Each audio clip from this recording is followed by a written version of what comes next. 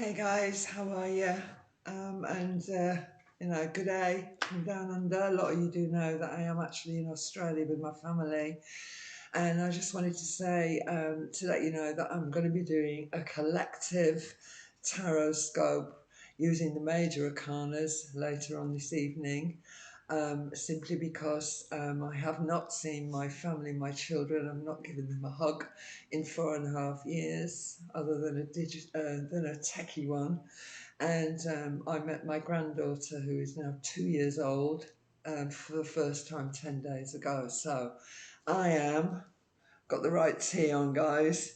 Um, Only my power this month. I'm sure you'll understand that I really want to spend some serious time with my kids and my family, and that's so I'm going to cut out the 12 individuals this month, but I will be back on the pony when I get back into the UK and the rain apparently, and you will get your individual tarot scopes next month for October. So I made some notes. I have done some work since I've been here. I'm going to let you down completely, guys.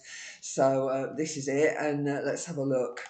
Now, in the August overview, I spoke about the nodal shift into Aries and Libra, and that happened around the 18th of July. And this whole concept of relating over the next 18 months and how we find middle roads. Now, Aries, the independent being, the self activating me. Um, it can be quite aggressive energy in the negative, but it is very much about the self. And obviously, its polarity is the Libran energies of the seventh, which is very social sign, very social animals that require fairness and compromise and very good communication. They love that. Libras need communication. And so, on a very collective level, on the outer world, it's not easy, and we're still going to be working through that. So, personally and collectively, the trick is how we balance those energies. So, and certainly August has had its moments, and I did talk about this when I spoke to you from the UK last month. That it's definitely had its moments. It's been quite fractious and quite chaotic at times, and I think certainly with the Jupiter energies and Mercury having been retrograde, um, Jupiter at the end of the day can exaggerate, Jupiter can magnify situations, and we can feel quite overwhelmed because of that. And it's been quite intense. So, whatever it is you're dealing with, guys, with others, or yourself and you're interacting with others on whatever level that is, if you're caring for others, if you're having to deal with that, it can be quite overwhelming. But certainly on a love energy, it's been quite difficult, and it has resulted in a lot of excessive anxiety and an awful lot of overthinking. And I think with Mercury retrograde, it hasn't been easy, and it certainly hasn't been easy for Gemini or Virgo, particularly because they're quite heavily mental signs. But yet again, not everybody's been suffering as intensely as, say, the Gemini or Virgos in August. And that, for instance, the escape artists of the gang, Pisces, the more philosophical Saggies, they're able to handle this energy a little bit more that easily than some of the heavy mental signs. So I think also with Pluto, King Capricorn still retrograde again, retrograding, that's really induced that sort of deep dive, and I've often talked about Plutonian energy, Scorpionic energy, it's molecular stuff. So we really go down heavily psychological, and we're right down there. And it's been asking us to dive deep and to examine how, in the past, way back, we have allowed others to, um, you know, how can I put that? Steal our power, right? Plutonian energy is about power, and how we've given that away, and what we have to do now to sort of come back, and to take that power back, to redress that balance.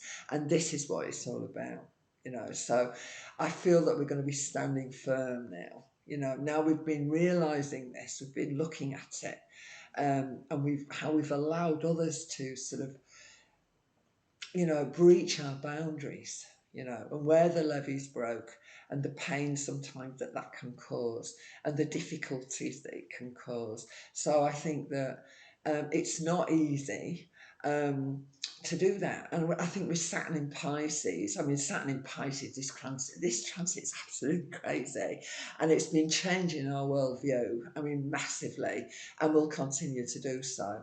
But it's also been changing making us look at the roles that we've been playing, right, within our closest relationships and society as a whole, but particularly so on a one-to-one level, and again, it can talk about family, it can talk about all of that, and it's difficult when we've got a lot of Taurus energy, a lot of Venus energy in the sky. So Saturn retrograde in Pisces for me is asking us to examine those boundaries. Now, I touched on this in August, and where they're weak, are they weak in certain situations? Are you sussing that out now? Are you recognizing that?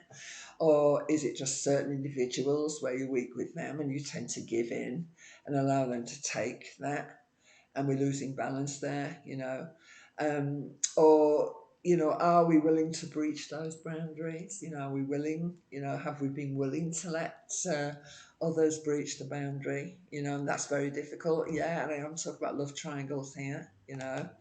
Um, and when we've done that, is that healthy in the long term for us? Because of Saturn, of course, Lord of Time, it's karmic energy. So I think that I talked about it. It's very karmic time, so it's like it's sort of a hold your horses here. Let's have a real deep look. And it is very, very difficult to define those lines with this mix of sort of Saturnian reality and Pisces sort of fantasy. Um, and I say that with no disrespect to Pisces, they're fabulous people, but that fantastic Pisces, and this whole mix can really override our rational thinking. Yeah.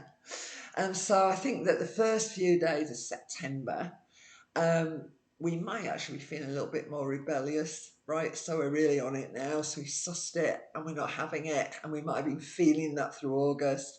But now we're sort of thinking, hang on a minute. And the reason for that is we've got really militant energy of Uranus in Taurus, who's stationed retrograde on the 27th of August. So, and then we had this big full moon. I'm going to talk about that as well. And Uranus is going to stay in a retrograde situation now for about 5 months. So it's giving us time. All right. But there's lots of things going on, and recognizing that there is very rebellious, maverick, militant energy, revolutionary energy there as well. So on personal levels, yeah. On collective levels, yes. So I also think that with this recent full moon on the 30th, I'm probably going to be putting this up tomorrow, by the way, guys. So will it be the 30th? I'm 9 hours in front here, so it will be about right. So that's suggesting that we may be feeling pretty defiant collectively as well, with this first, in this first few days of September, right? And also, I just got to mention with Uranus, actually, I did turn on the news today, and apparently we've got a problem with air traffic control. There's been a systems failure, don't forget, can be tech systems as well, but hey, I digress, so let's get back onto it. But we've had very sort of extensive planetary retrogrades for a while now. We've had the big guns out there, the outer planets, Pluto, Neptune, Uranus, and Saturn. And then thrown in the mix, we've had the very personal planets, Venus, Mars, along with Mercury retrograde. I mean, it's been absolutely balmy. Mercury is still going to remain retrograde in Virgo, actually. So very difficult one for the next couple of weeks of September. And I did pick up on this when I was sort of viewing the charts last month. So I do feel, nevertheless, that it is giving us a really solid opportunity to really examine these imbalances. And let's face it, it's not always the smoothest ride when we're having to do that, because we're actually it's sort of facing reality and thinking, and that's not always good, especially with Venus in Leo, because Leo is very much about it's when I use the word ego, I mean, at the end of the day, it's about your vitality, it's about your life force, and it's not always easy to accept that that's the case. But I do think that with this full moon that we're just dealing with this blue moon in Pisces, and again, like I talked about it, the second full moon, and it is once in a blue moon that we get two full moons in a month. So it's very, very interesting now as we're moving into September. So it is important that we recognise that things might still be a little bit up in the air. There might be a little bit of that residual energy flying around where it's a little bit angst, but we've got to stay upbeat, guys, as we're going forward, because this too will pass. All right. So the good news is that we do have Jupiter, Mercury, and Venus beginning to move direct this month. And Mars did enter Libra on the 27th of August, a couple of days back. And Libra, no, it's not the best placement for Mars, because of course we've got that Venus, it's completely the opposite energy for it, doesn't it? It's not really happy there. But I actually do feel that this is a really good connection for finding our centre and the compromises that we're seeking and the communication that we need and the answers that we're looking for. So it's been very difficult to process, certainly with Mercury in nitpicky analytical Virgo, said with love Virgo. But I do feel that when Mercury moves direct mid-September, we're going to have much more clarity and much better communication. I think we're going to be able to fathom things better. And I think rationale comes back into the room, guys. So, you might have got your coat last month, but we're all right this month. I think that, get us into mid-month, we're going to be okay. So this Jupiter in Taurus energy is beginning its direct motion. Great. A lot of astrologers don't feel that it's a positive. I personally do, because I think that Jupiter here in Taurus is offering much stronger, better grounding in that personal truth, that realization, this is who I am, this is truly who I am, this is me, natural me, this is, if you can't be natural within relationship, why are you there? You have to look at that. So, sometimes, Jupiter offering up that truth, albeit sometimes a less welcome truth, because there is that realization that it is time to start afresh with something or someone. But also I feel with this Jupiter in Taurus, especially when it comes to skills, money, this sort of thing, it is a period of time now we can begin to expand our horizons, and where we truly sort of have the faith and the belief in the self to ultimately do that. Sort of loving on the self, having faith in that way and going forward. So if you can, guys, if you can, just be as philosophical as we can. Just let it go, let it flow from mid-month, and I'm feeling that we are going to be okay. So Venus, still in Leo, but moving direct on the 3rd of September. So I'm confident this is a really, really uplifting energy. It is a boost to the life force. So if you've been lagging a little bit, get onto it. And Jupiter, of course, the athletes, and maybe you're looking at the body and you're thinking, I need to upgrade it. I certainly have lost a bit of muscle, so I need to get back into that. But it is a good opportunity to make good connections as well. Leo's very, hello, friendly, generous energy. And we always see so much better with sun energy, when the sun is up, don't we? So I think it's a really good opportunity to make good on connections that we may have been sort of working with throughout August. And I think that the ability to sort of, for that whole thing to come together now, to embrace that, to embrace its freshness. And I think certainly when Venus moves into very exacting Virgo, right, which of course is sixth house of health and service and work and all the rest of it, next month in October, that is a whole different ball game. It is a completely different ball game. So Yeah. And I'm going to be talking to you about that when I get back into the UK. So it's a completely different animal. But what it does say is that the work that we do now, the work that we're working through, you know, we are all in a constant state of becoming all the time, every breath we take. So when we're moving into October, at the end of the day, we're going to be able to get it together, work on it, and bring things together. So, you know, Jupiter in Taurus is that sense of value, yeah, our deep personal feelings. Taurus, Venus ruled, and money, certainly.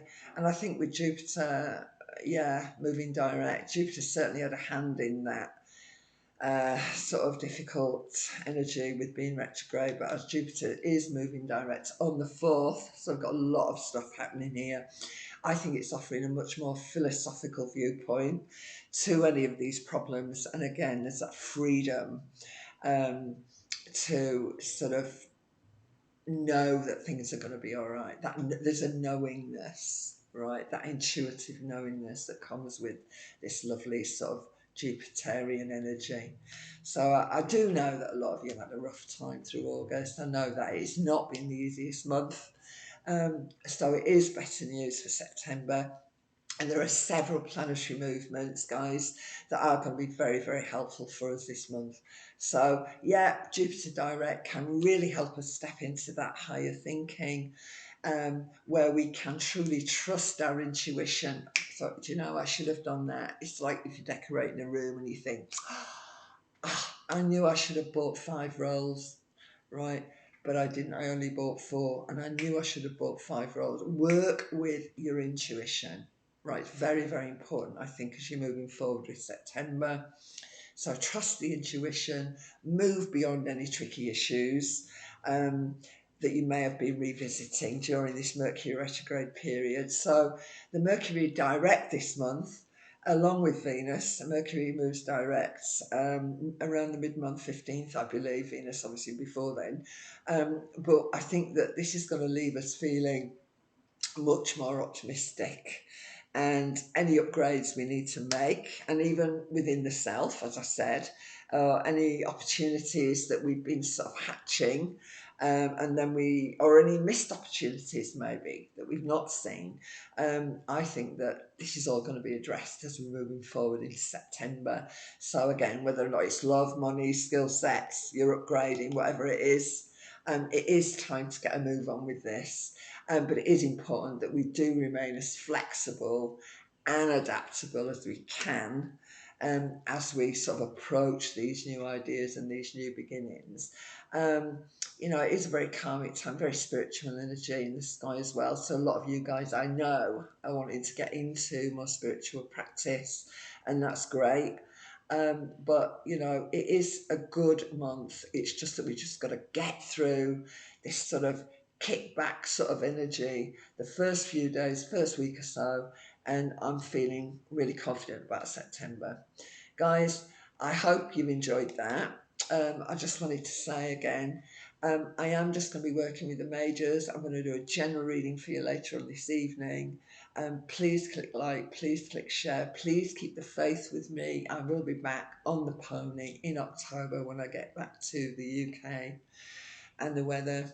But in the meantime, stay well and stay free, certainly. And I'll catch you soon. God bless. Take care now, guys. Bye now.